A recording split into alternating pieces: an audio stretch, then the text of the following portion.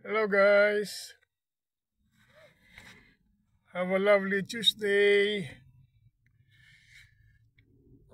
Gumaganda-ganda na ang panahon.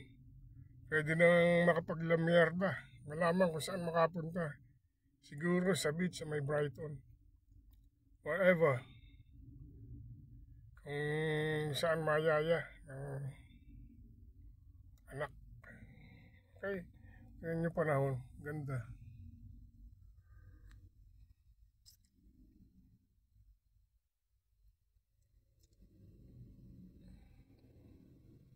Mainit na. Oh.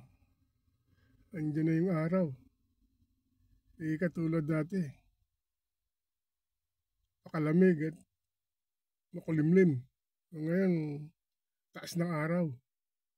Okay guys, maraming salamat sa pagsubaybay niyo at makapaglamyerda. Summer na. Cheers!